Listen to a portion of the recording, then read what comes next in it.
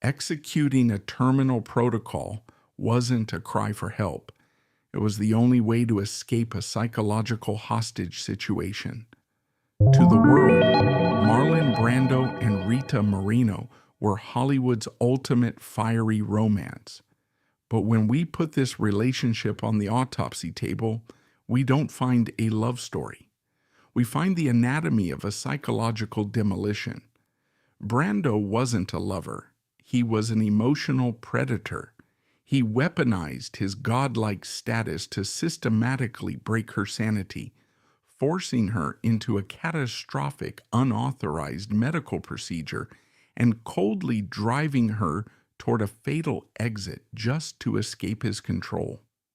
But the most chilling piece of evidence isn't how he almost destroyed her. It's the terrifying paradox he left behind.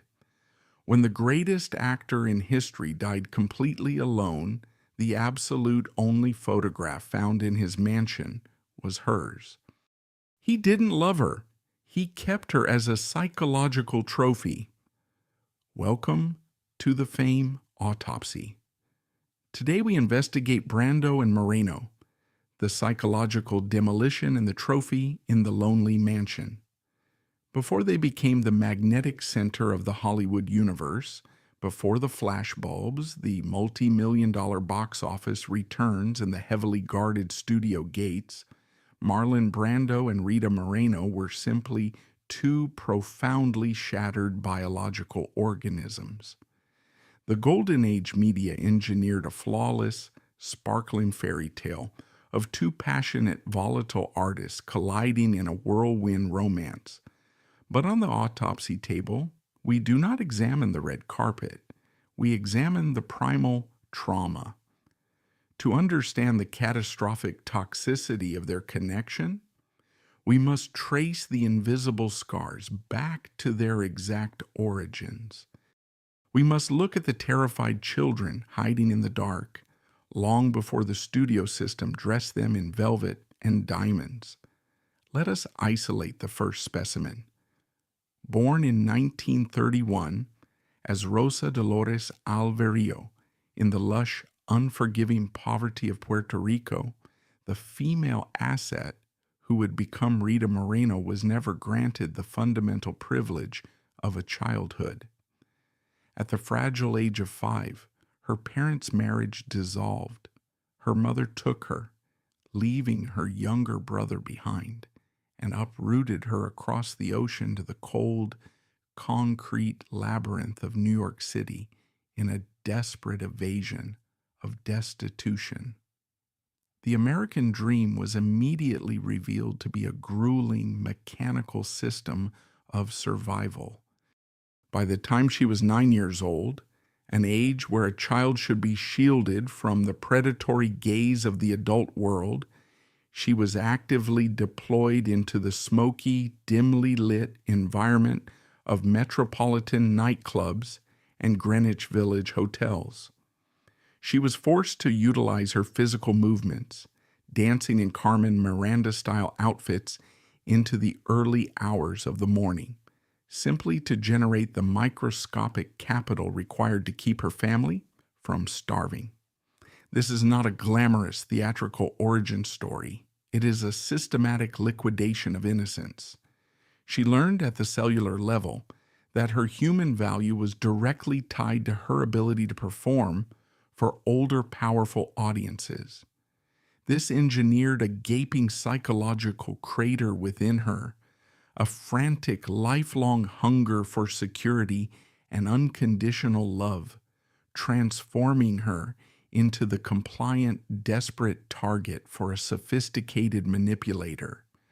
Now we shift our clinical focus to the male asset. Born in 1924 in Omaha, Nebraska, Marlon Brando did not emerge from a sophisticated theatrical lineage. He was forged in the dark crucible of a profoundly dysfunctional American home. The architectural foundation of his psyche was built upon the relentless, terrifying physical and emotional brutality inflicted by his father, Marlon Brando Sr. The young boy was subjected to a continuous cycle of severe criticism and unprovoked rage, learning early that masculine power is synonymous with emotional subjugation. But the true fatal laceration to his psychological mainframe was inflicted by his mother, Dodie Brando. She was a talented but broken woman, permanently submerged in the agonizing depths of severe alcoholism. Young Marlon became the desperate, terrified guardian of a mother who fundamentally could not be saved. He spent his formative years physically pulling her out of local taverns, stripping her naked to wash away the stench of the bars, and attempting to shield her from his father's wrath, and failing repeatedly. This prolonged traumatic exposure to a fundamentally broken maternal figure generated an irreversible glitch in his internal software. He developed a severely twisted, highly toxic duality regarding women. On a subconscious level, he harbored a deep, venomous resentment toward them, a lingering rage directed at the mother who chose the bottle over his protection. Yet simultaneously, he possessed an insatiable, ravenous hunger to conquer them. He became a compulsive psychological hunter, driven by a pathological need to possess, dominate, and ultimately discard every woman who entered his perimeter. It was a subconscious reenactment of his childhood trauma, punishing women for his mother's weakness while desperately seeking the maternal warmth he was denied. He was not a romantic leading man.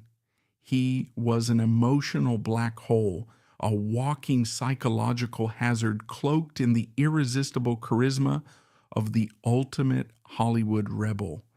The Hollywood system, with its highly accurate predatory radar, recognized these internal fractures immediately. The studios did not attempt to heal their profitable assets. They weaponized their primal traumas. The executives knew Moreno's desperate need to please would make her an easily manipulated starlet. They knew Brando's chaotic, destructive energy would translate into raw, marketable cinematic brilliance. The machine simply wound up the broken toys and set them loose on the same sound stage. Before their destructive collision ever occurred, we must officially document the precise corporate architecture that prepared them for mutual annihilation. When they crossed the heavily fortified gates of the studio system, the Hollywood machinery immediately initiated a ruthless, mathematically precise sorting protocol. In this glittering mid-century ecosystem, artistic merit was entirely secondary to the strict hierarchy of race, gender, and raw commercial leverage. The Golden Age did not view its newly acquired assets as equals. It classified them into two distinct, unbridgeable castes: the untouchable gods and the disposable, exploited sacrificial lambs. Let us clinically examine the initial processing of Rita Moreno. When she entered the omnipotent multi-million-dollar domain of Metro-Goldwyn-Mayer, she stepped into the machinery with a fractured but hopeful heart, desperately seeking the artistic validation she was promised. But she was not welcomed as a generational talent. She was subjected to a corporate erasure of her fundamental identity. The studio executives looked at her vibrant Puerto Rican heritage and classified it as a highly inconvenient commercial defect. They systematically stripped away her actual name, Rosa Dolores, replacing it with the easily digestible Rita. They mandated her to apply dark, degrading makeup to her skin, a practice known as brownface, physically forcing her into the deeply offensive mass-produced category of the all-purpose ethnic girl. She was cast as Native American, Polynesian, Egyptian, and generic Latina stereotypes. Even in prestige pictures like Sinjin in the Rain, she was relegated to a minor ornamental role. She was explicitly denied the privilege of being a leading lady.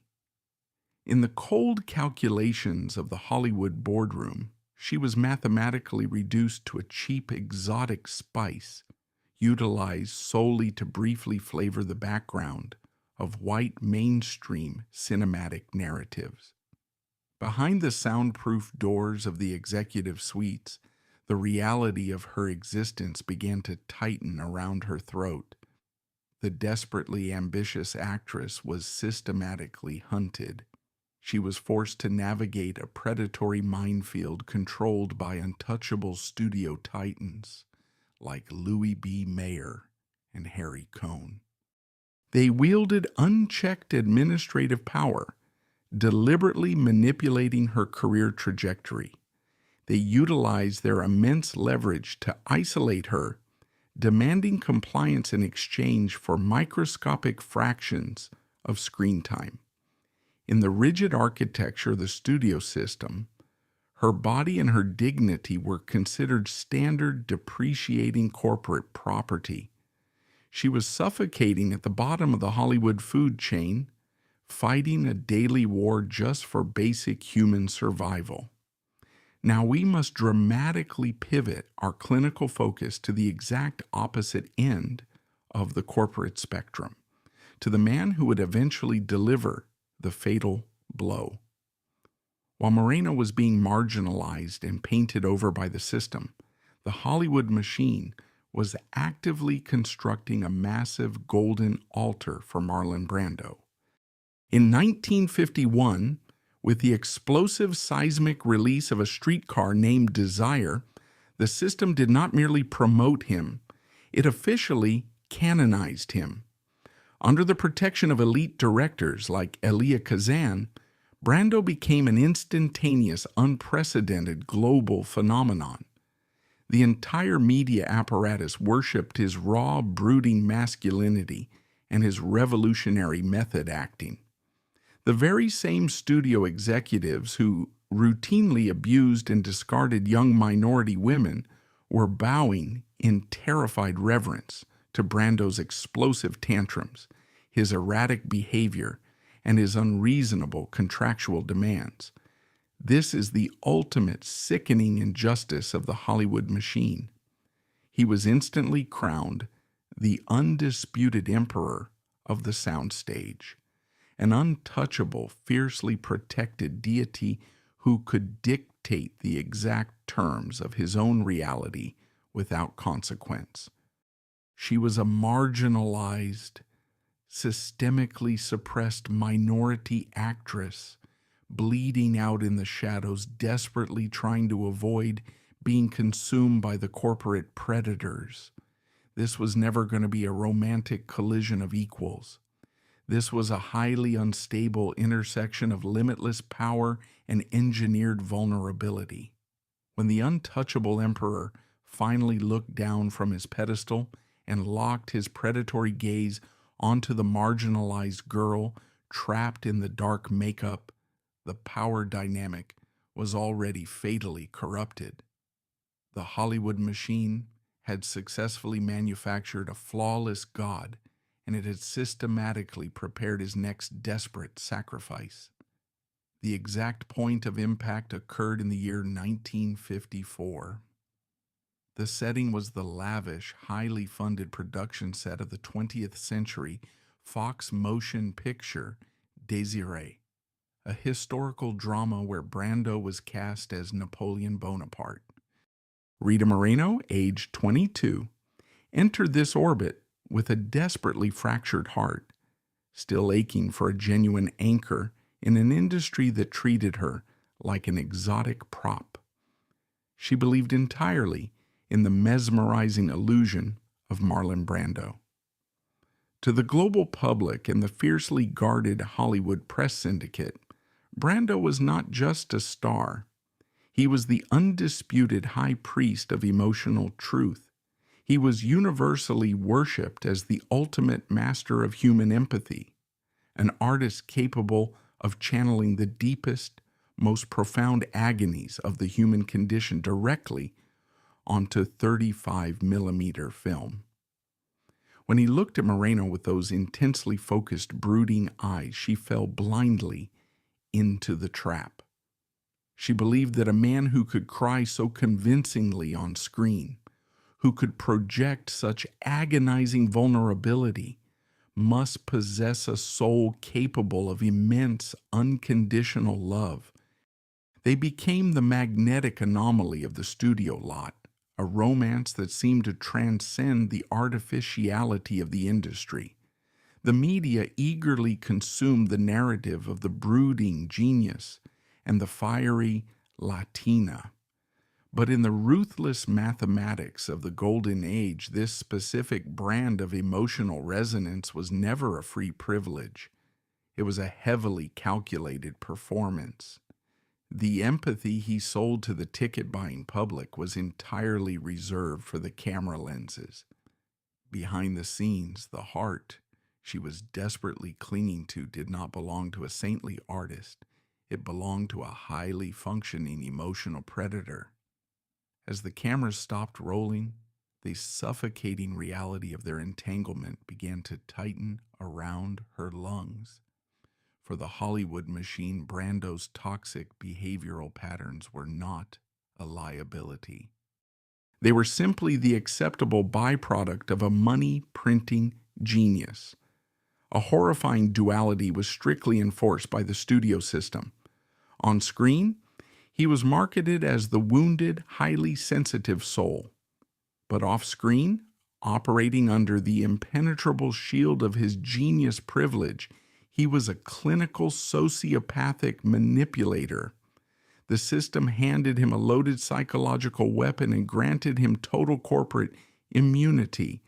He would systematically draw her in with dizzying, poetic declarations of affection, only to abruptly and viciously freeze her out, paralyzing her with cold, calculated indifference. He flaunted a revolving door of other women, actresses, socialites, and fans, directly in front of her, utilizing jealousy as a crude mechanical tool to maintain emotional dominance. He would disappear for weeks without explanation, leaving her in an agonizing state of suspended animation, only to return and demand immediate compliance. Moreno was pinned into a terrifying corner. She was fighting an agonizing war to preserve her own sanity against a man who had mastered the exact science of human emotion simply to exploit it.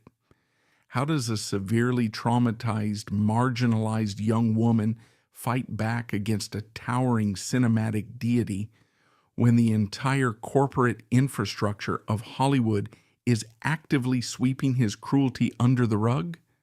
The machine demanded that she suffer in silence, absorbing his abuse so the illusion of the great empathetic master could remain flawlessly intact on the silver screen. The ultimate betrayal of this emerging nightmare was the terrifying realization of his hypocrisy. Brando, the celebrated pioneer of emotional authenticity, was fundamentally bankrupt of basic human decency. He was the cinematic equivalent of a false prophet, preaching a gospel of profound empathy while holding a psychological dagger behind his back.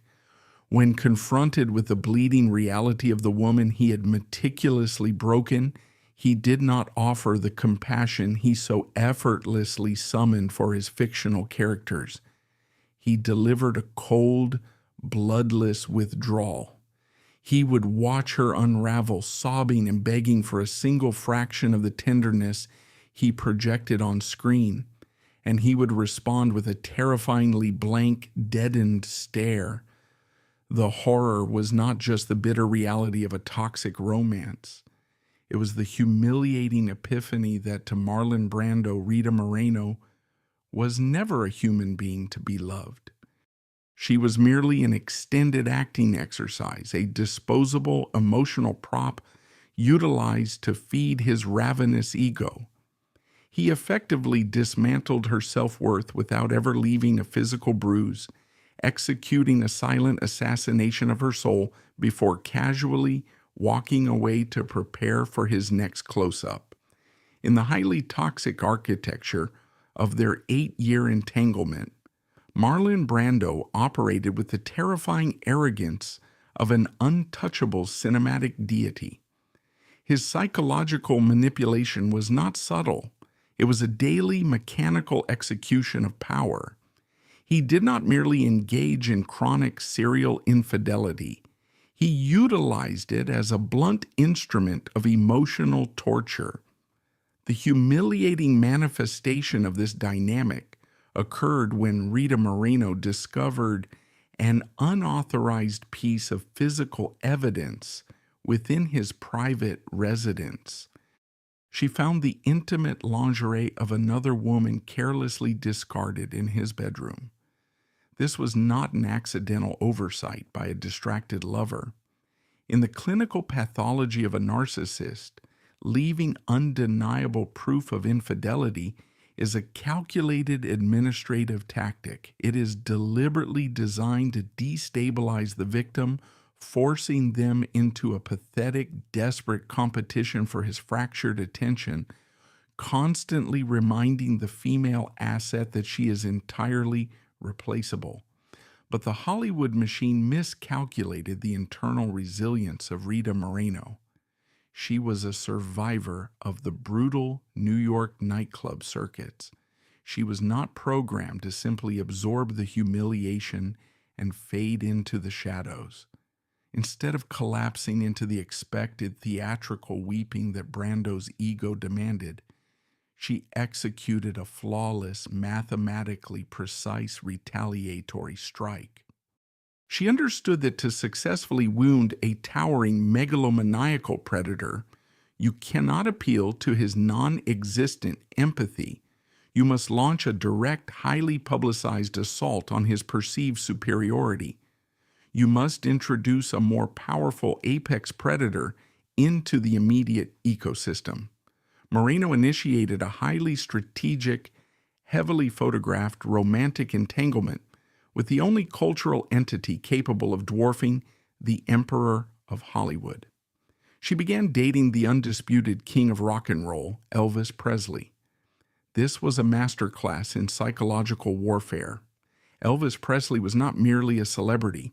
He was a seismic global phenomenon, possessing a level of hysterical mass adoration that even Brando could not manufacture. Furthermore, he represented the exact antithesis of Brando's carefully curated brand. Brando fiercely protected his image as a serious, brooding, intellectual titan of the theater. To witness his designated victim casually pivot to a hip-thrusting, universally adored commercial pop idol was a devastating insult to his perceived intellectual supremacy. By deliberately placing herself under the glittering, heavily protected wing of the musical icon, Moreno neutralized Brando's primary weapon. She utilized the entire American paparazzi apparatus to broadcast her own market valuation. She smiled brilliantly for the flashing cameras, projecting an image of untouchable desirability, explicitly communicating to her abuser that she did not require his toxic validation to secure the attention of a king. The psychological fallout within Marlon Brando's internal mainframe was immediate and catastrophic. When the media heavily circulated the images of his designated possession on the arm of Elvis Presley, Brando did not experience a romantic epiphany. He experienced a massive terminal narcissistic injury. The psychological profile of a master manipulator is structurally incapable of processing the sudden, defiant autonomy of their victim. Brando did not want to marry her, nor did he want to treat her with basic human dignity, but he demanded that she remain his exclusive, perpetually suffering property. The brooding intellectual facade of the great method actor disintegrated in a matter of seconds. Stripped of his control, the cinematic deity reverted to a state of primal, territorial instability. He did not write a poetic letter of apology. He initiated a terrifying physical demolition of his own environment. He hurled objects across the room, shattering expensive furniture in a blind, pathetic attempt to reassert his dominance over a situation he could no longer manage. His explosive jealousy was the sickening confirmation of the entire toxic dynamic. He was not enraged because he had lost the love of his life. He was throwing a physical tantrum because his favorite, most compliant plaything had successfully picked the lock of her cage and walked out into the blinding sunlight with a bigger star. For a brief, incredibly satisfying fraction of their timeline, the marginalized girl from the slums had successfully forced the untouchable god of Hollywood to choke on his own medicine, leaving him suffocated by the very same agonizing jealousy he had weaponized against her for years. However, the fatal wound that permanently severed the lifeline of this catastrophic romance did not arrive during a screaming argument. It did not manifest as a shattered piece of furniture or the discovery of another woman's discarded clothing. The truly lethal laceration, the silent, invisible blade that hollowed out Rita Moreno's soul, was a terrifying sociological epiphany. We must clinically ask ourselves, how does a man dismantle the sanity of a woman for 8 consecutive years without a single fraction of fear regarding the consequences? How does he operate with such terrifying impunity? The answer requires us to dissect the darkest, most deeply entrenched pathology of the 1950s Hollywood machine. It requires us to examine the unspoken, heavily guarded racial hierarchy of the American cinematic empire. Marlon Brando did not simply leverage his status as a famous actor to abuse her. He weaponized his position as the supreme white male deity of a fiercely segregated society. He looked down from the pinnacle of the corporate food chain and executed a cold, mathematical calculation regarding the exact social valuation of his victim. In the unforgiving, prejudiced architecture of the mid-century studio system, Rita Moreno was not classified as an equal human being. She was a marginalized Latina immigrant. She was a woman of color operating in an industry that had already stripped away her identity, forcing her into dark makeup to market her as a cheap, exotic commodity. Brando possessed the chilling certainty that the Hollywood system would never, under any mathematical circumstance, protect a disposable minority actress over its most lucrative, universally worshipped golden boy. This was the invisible, suffocating cage that kept her trapped. Brando's cruelty was fundamentally rooted in the sickening reality of her complete social powerlessness. He knew with sociopathic clarity that if he pushed her to the edge of the abyss, if he shattered her mental architecture, she possessed no institutional voice to cry out for help. Who exactly was she going to call? The studio executives who routinely viewed her as expendable, depreciating property. The American press syndicate that worshipped the ground he walked on and actively despised ethnic women who dared to disrupt the cultural status quo. He understood perfectly that in the eyes of the white corporate elite, her trauma was not a human tragedy. It was simply an administrative nuisance. He could treat her like a disposable object because the entire socio-political framework of the United States had already legally and culturally designated her as one. Imagine the sheer paralyzing agony of that specific psychological realization. It is a slow, freezing psychological death, playing out in agonizing slow motion. The deepest stab did not come from a studio contract or a public relations mandate. It came directly from the man to whom she had surrendered her existence. When she looked into his eyes, desperately searching for a shred of the empathy he was globally famous for portraying, she did not find a tortured, misunderstood artist. She found the calculating gaze of a man who viewed her life as inherently cheaper than his own reputation.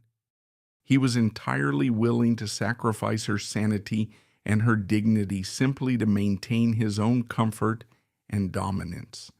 She realized in a moment of devastating, cold-blooded clarity that she was never a partner in a legendary Hollywood romance. To Marlon Brando and to the entire cinematic machine, she was merely a temporary, exotic parasite, allowed to briefly cling to his magnificent aura. And when he eventually decided to brush her off, he knew the entire world would simply watch her fall into the darkness and applaud his performance. It was a crushing, silent amputation of her fundamental human worth, a cruel, systemic betrayal that left her bleeding out on the metaphorical floor, invisible, alone, and perfectly aware that the man who had just destroyed her would never have to answer for the silent assassination of her soul. The psychological warfare eventually manifested into a terrifying, irreversible physical reality. The most devastating cut to the lifeline of this romance did not come from the suffocating pressure of the studio executives.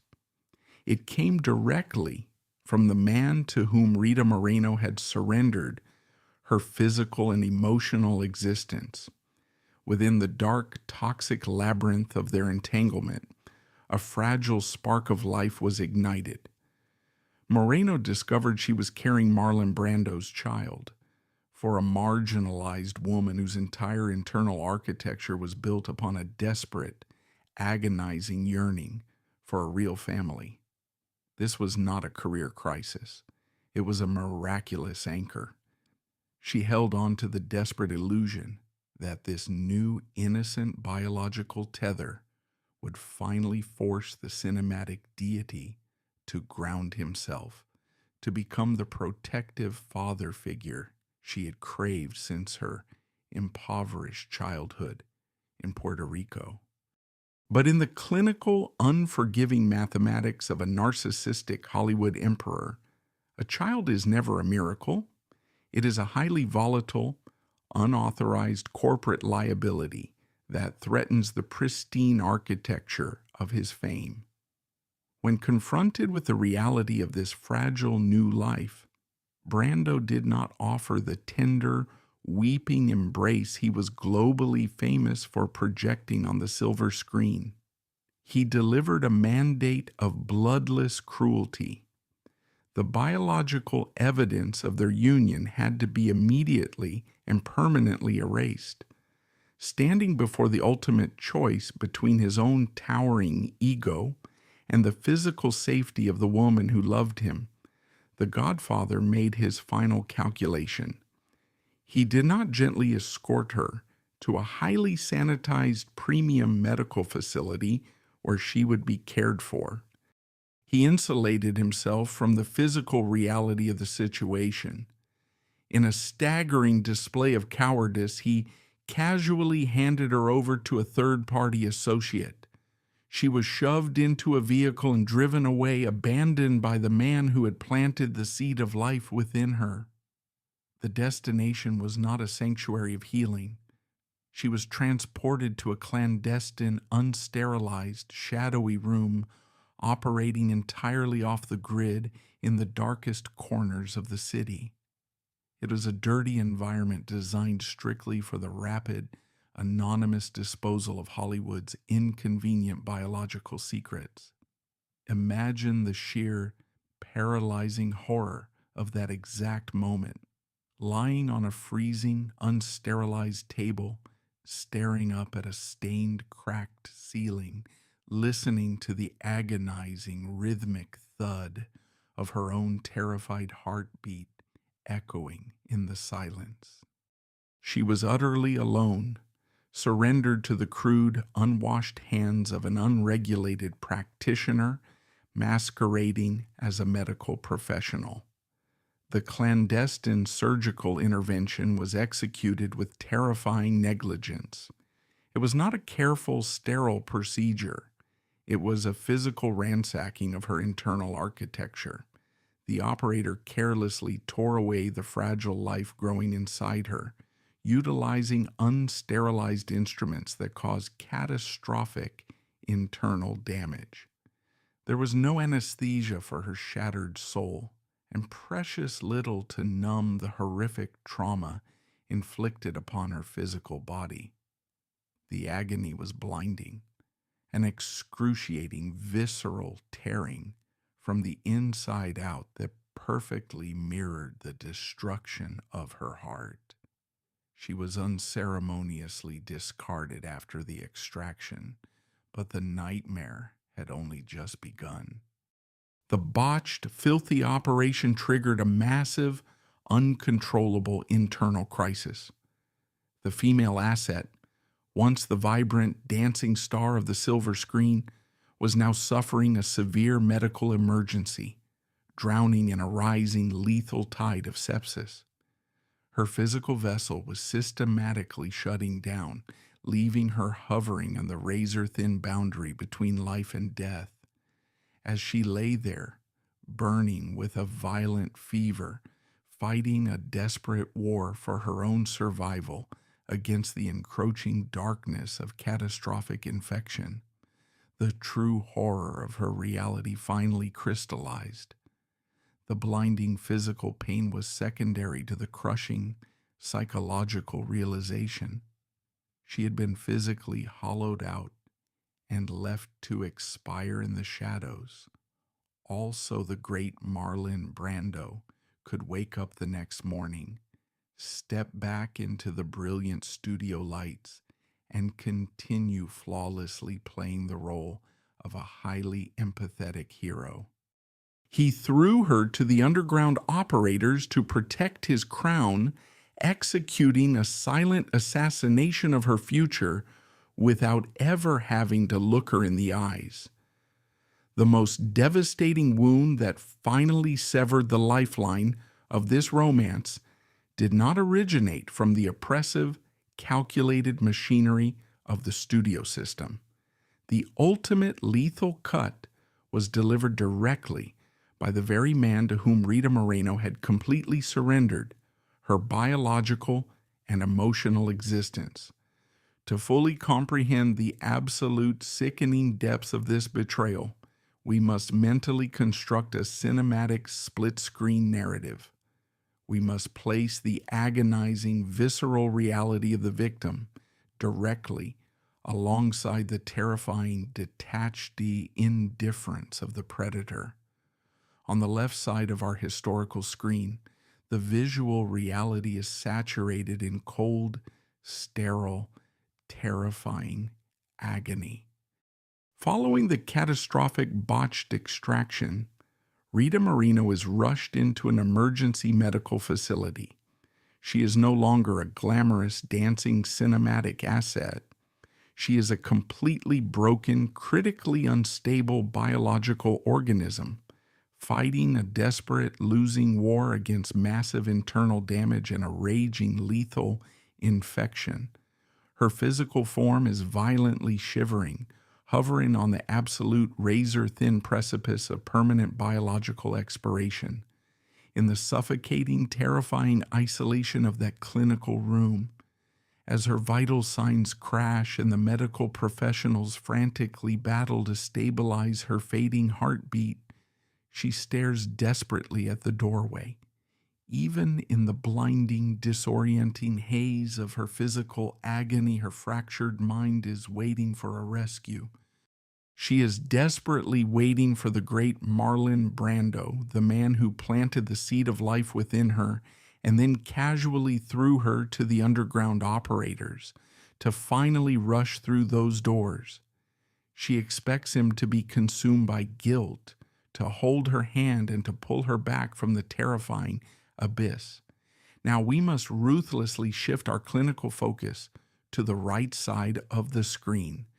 We must locate the universally worshipped pioneer of cinematic empathy.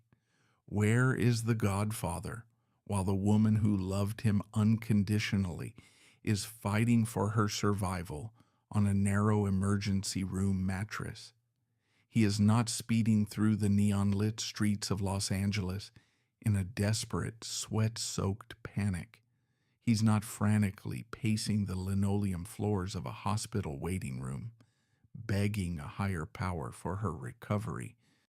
Marlon Brando is standing in a brightly lit, luxurious fitting room, surrounded by fawning sycophants and high-end tailors.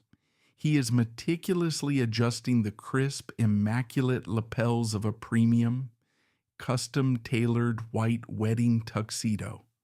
While Moreno is choking on the metallic taste of her own mortality, Brando is calmly, methodically, preparing to execute a highly publicized, lavish marriage ceremony with an entirely different woman, the actress Anna Kashfi. This is the exact terrifying moment where the illusion of the tortured, sensitive artist completely disintegrates, revealing the absolute, unadulterated sociopathy operating beneath the surface. It is a level of psychological cruelty that defies basic human comprehension. He did not simply abandon her in her darkest hour. He orchestrated a grand, glittering celebration of his own life at the exact mathematical juncture she was violently losing hers. He was standing before a gilded mirror, ensuring his hair was perfectly styled for the flashing cameras of the global wedding press, completely unbothered by the fact that a woman was facing a critical medical crisis strictly because of his direct mandate. He did not dispatch a private doctor to save her. He did not make a single anonymous phone call to the hospital ward to check her pulse. He simply erased her from his operational mainframe and confidently walked down the aisle to secure his next designated acquisition. Imagine the sheer paralyzing weight of that psychological realization when the news finally breached the heavily medicated walls of Moreno's recovery room. The physical lacerations from the unregulated practitioners' unsterilized instruments were absolutely nothing compared to the permanent amputation of her dignity. This was not the tragic conclusion of a passionate Hollywood romance. This was a ruthless, calculated execution of her fundamental self-worth. In that suffocating hospital bed, staring blindly at the ceiling, the marginalized girl from the Puerto Rican slums finally understood the exact nature of the Hollywood machine. She recognized that to the great Marlon Brando, she was never a partner, never an equal lover, and certainly never a human being worthy of basic preservation. She was merely a disposable sacrificial lamb, discarded on the golden altar of his monstrous ego. He delivered a fatal, silent stab directly to her soul, leaving her completely shattered in the dark without a single word of goodbye, while he smiled brilliantly for his wedding photos in a pristine, bloodless white suit. When the internal architecture of a biological organism has been systematically dismantled by 8 consecutive years of psychological warfare, and then completely hollowed out by a catastrophic physical trauma, The fundamental instinct for survival inevitably collapses. Following the horrifying realization of Marlon Brando's pristine white wedding, Rita Moreno did not experience a cinematic, empowering revelation. She experienced a terrifying descent into complete terminal despair. She was physically gutted, emotionally amputated, and entirely abandoned within the heavy silence of the Hollywood ecosystem. She possessed absolutely zero remaining anchor to the living world. In this state of profound, blinding agony, she executed a final, desperate administrative calculation. The pain had become a physical, crushing weight, an inescapable reality that she could no longer process or endure. She sought the only remaining avenue of absolute silence. In a deeply symbolic, chillingly poetic final maneuver, the severely damaged female asset did not return to her own residence to execute her exit protocol. She navigated directly into the very center of her trauma. She breached the physical perimeter of Marlon Brando's personal sanctuary. Once inside the quiet, empty residence of the man who had systematically destroyed her, she did not violently destroy his property. She simply located his personal supply of heavily prescribed, potent sedatives. There was no theatrical screaming. There was no dramatic note left to be monetized by the tabloid press. In the crushing, dead silence of his home, she methodically ingested the chemical instruments of his own numbing, desperately seeking to permanently sever her own consciousness. She lay down in the stillness, quietly closing her eyes, seeking the absolute peace of an eternal sleep, a permanent escape from a reality that had become entirely too brutal to survive. The timeline narrowly avoided a permanent shutdown. A random, unscripted intervention successfully disrupted the chemical sequence. Brando's assistant discovered her fading physical form before absolute zero was reached. She was violently dragged back from the edge of the abyss, rushed once again into the harsh, blinding fluorescent lights of an emergency medical facility. The doctors initiated a brutal, invasive physical purge, forcefully extracting the lethal toxins from her internal systems. She was successfully revived, forced to reopen her eyes to the exact same agonizing reality she had just desperately tried to permanently delete. However, the actual definitive resurrection of Rita Moreno did not occur during the violent physical trauma of the stomach pump.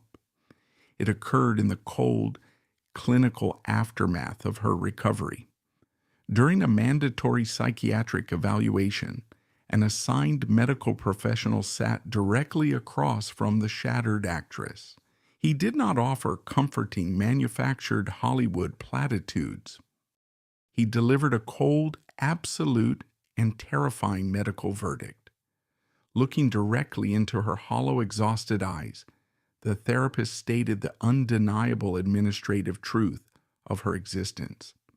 He warned her, with chilling precision, that the male asset known as Marlon Brando was not merely a toxic romantic partner. He was an active, highly efficient, lethal threat. The doctor explicitly instructed her that she must permanently sever all physical and emotional tethers to this man immediately.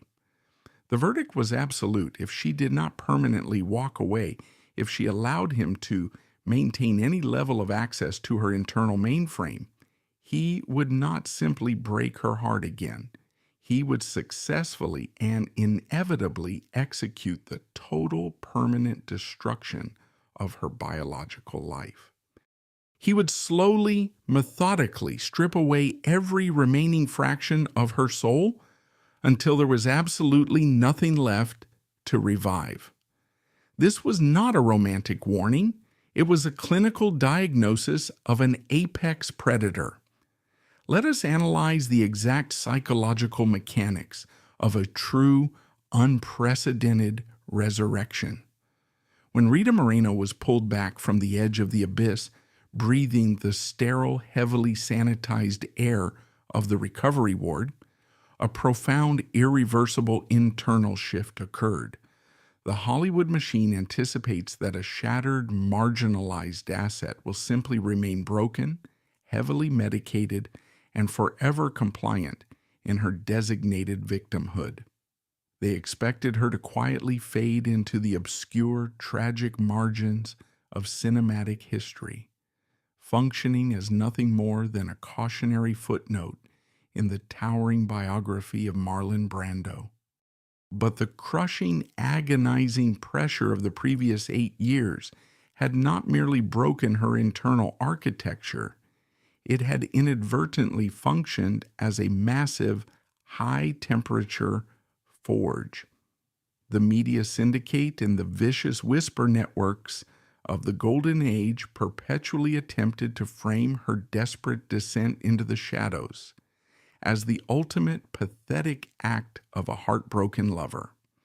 They mathematically calculated that her flirtation with the eternal sleep was a twisted, dramatic plea for Brando's attention, a final attempt to punish the emperor who had abandoned her.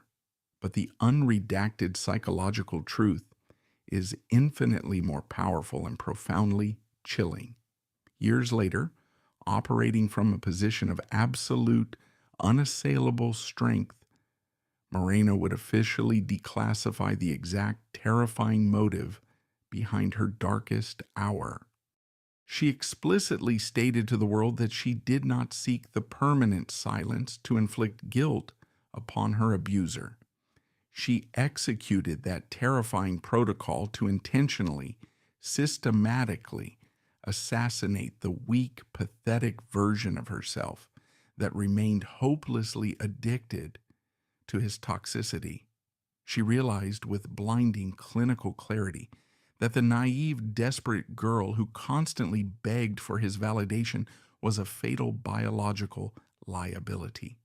That specific iteration of her personality was a disease, a parasitic vulnerability that the studio system and Brando had successfully weaponized against her. Therefore, she did not try to end her physical life. She initiated a necessary, ruthless execution of her own shattered ego. As she profoundly articulated, that suffering girl had to be permanently eradicated, violently purged from the system, so that the ultimate indestructible one could finally breathe and survive. This is the clinical definition of a total, absolute psychological catharsis. She did not wait for the studio executives to validate her worth. She did not wait for the Godfather to return to her hospital bed with an empty, poetic apology. She looked at the smoldering wreckage of her 8-year emotional captivity and simply resolutely walked away. She permanently severed the biometric tether. She completely blocked his access to her internal mainframe.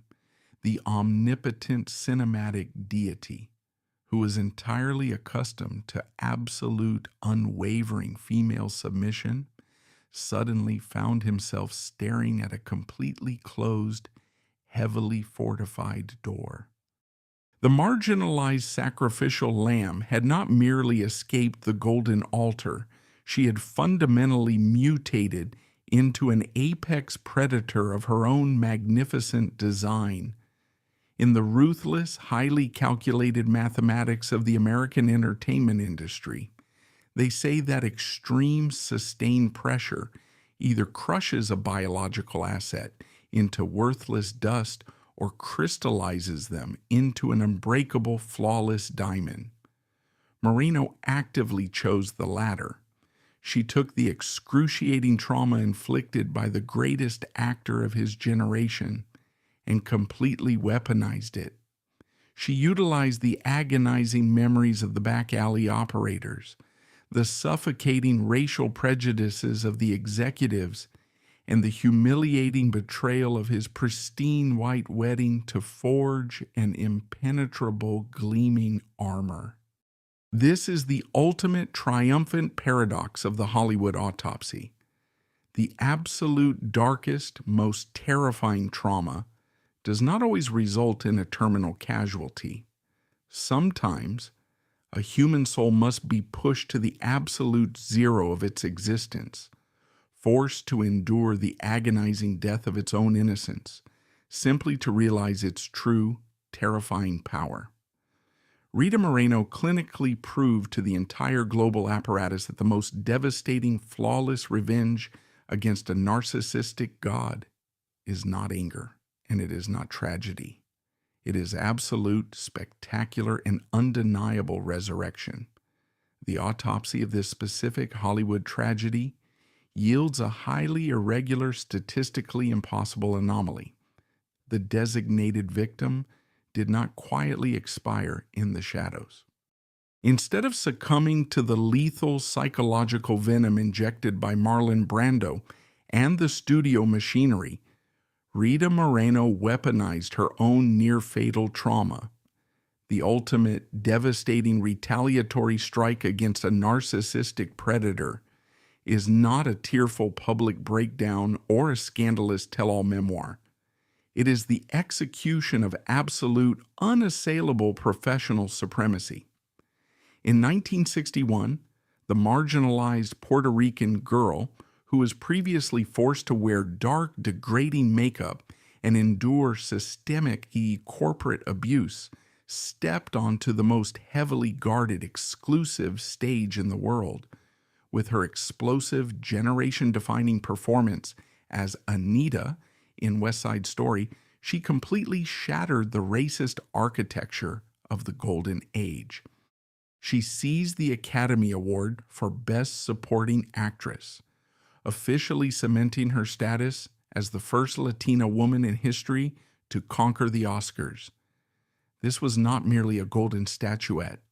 It was a violent sonic boom of a slap delivered directly to the face of every executive who tried to erase her and to the cinematic god who tried to bury her alive. She did not stop at a single victory. Operating as an unstoppable, heavily armored force, she systematically invaded every remaining fortress of the American entertainment complex. She methodically acquired the Emmy, the Grammy, the Oscar, and the Tony, assembling the legendary, incredibly rare EGOT classification. She built an untouchable multi-million-dollar artistic empire entirely upon her own undeniable brilliance. While Marlon Brando slowly descended into a chaotic, heavily isolated twilight, Moreno only grew sharper, more radiant, and globally revered. She proved that the most lethal revenge against the Hollywood machine is outliving its cruelty and systematically stealing its most precious crowns. However, this investigation requires absolute clinical objectivity, and we must document the permanent, lingering psychological scars left by her foundational trauma. The crushing, desperate childhood need for absolute security, heavily exacerbated by the catastrophic instability of her time with Brando, eventually drove her to seek a heavily armored sanctuary. She legally merged her life with a medical professional, Dr. Leonard Gordon. To the flashing cameras of the global press, it was the perfect, stable conclusion to her turbulent romantic history. But the unredacted truth behind closed doors was profoundly suffocating. The marriage was a functional, deeply unequal transaction. He provided the impenetrable societal shield she fundamentally craved, but he also operated as a highly controlling, stifling manager of her existence. She remained silently trapped within this heavily regulated domestic perimeter for decades, fiercely suppressing her own happiness and enduring the emotional suffocation strictly to protect the psychological well-being of her daughter. She did not initiate the termination of this contract. She simply waited, operating in silent, agonizing endurance until his natural biological expiration in 2010 finally granted her absolute, uncompromised freedom in the final chapters of her life. We have clinically documented the magnificent, impossible resurrection of Rita Moreno. Now we must inevitably turn the harsh, unforgiving light of the operating room directly onto the predator. The American entertainment apparatus is designed to permanently shield its most profitable deities, but even the multi-million-dollar architecture of Hollywood cannot suspend the terrifying absolute mathematics of karma. Marlon Brando did not simply fade away into a dignified, celebrated retirement. The universe executed a horrifying, highly symmetrical retribution upon his timeline. The man who spent his entire prime systematically hollowing out the souls of vulnerable women, the man who coldly orchestrated the brutal extraction of his own unborn child, was ultimately condemned to witness the total, violent collapse of his own bloodline.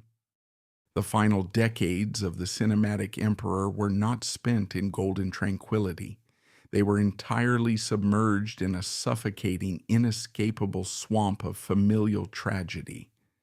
His biological legacy completely imploded. In a catastrophic sequence of events that dominated the 1990s tabloid press, his eldest son, Christian Brando, was criminally convicted of permanently terminating the biological timeline of another human being, the partner of Brando's own daughter. The untouchable godfather was forced to step down from his pedestal and sit in a harsh, fluorescent-lit courtroom, helplessly watching his own flesh and blood be dragged into the penal system. But the most devastating, fatal blow to his shattered internal mainframe was delivered by his daughter, Cheyenne. Completely consumed by the suffocating toxicity of her family's legacy, Cheyenne executed the very same desperate terminal protocol that Rita Moreno had once attempted in Brando's home. But unlike Moreno, there was no last-minute intervention. Brando's daughter successfully deleted her own existence. The man who treated women as disposable collateral damage was finally forced to endure the absolute, unmitigated agony of permanently losing his own child to the abyss. His physical form mirrored the grotesque collapse of his empire. The once universally worshipped sex symbol, the absolute pinnacle of American masculinity, deteriorated into an isolated, morbidly obese recluse. He barricaded himself inside his sprawling, silent mansion on Mulholland Drive, terrified of the public gaze, completely isolated from the industry that had once crowned him a god. The Hollywood machine had successfully shielded him from the legal consequences of his psychological abuse, but it fundamentally could not protect him from the terrifying ghosts of his own making. And this brings us to the most chilling, paradoxical piece of evidence on the autopsy table. In 2004, when the great Marlon Brando finally reached his own biological expiration, dying completely alone, investigators and estate managers entered his heavily fortified, decaying mansion. Amidst the hoarding, the isolation, and the ruin, they discovered a single glaring anomaly. There was only one photograph of a woman prominently kept in his private sanctuary. It was not a picture of his 3 wives. It was not a picture of the countless Hollywood starlets he had consumed. It was a photograph of Rita Moreno. Why would a man who treated a woman with such profound sociopathic cruelty keep her image as his sole companion at the end of the world.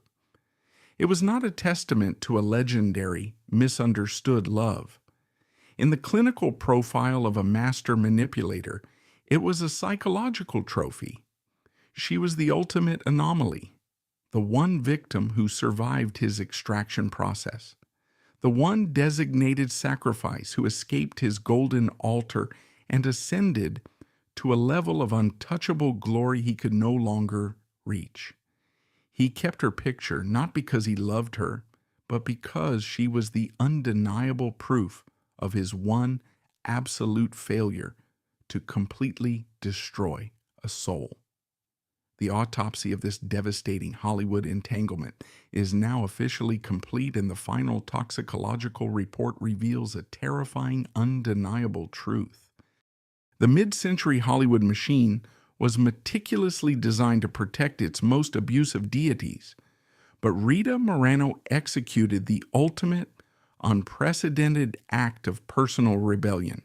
She absolutely refused to be a tragic, weeping footnote in the biography of a monster.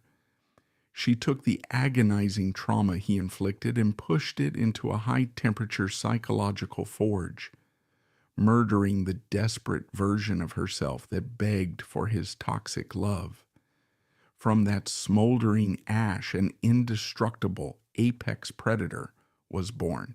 She mathematically proved to the entire world that the ultimate, most devastating revenge against a narcissistic god is not eternal anger, and it is certainly not tragedy. It is absolute, spectacular, and undeniable survival. Thank you for having the courage to stand at the autopsy table and open this dark, classified file with me today. Do not forget to leave your clinical assessment in the comment section below.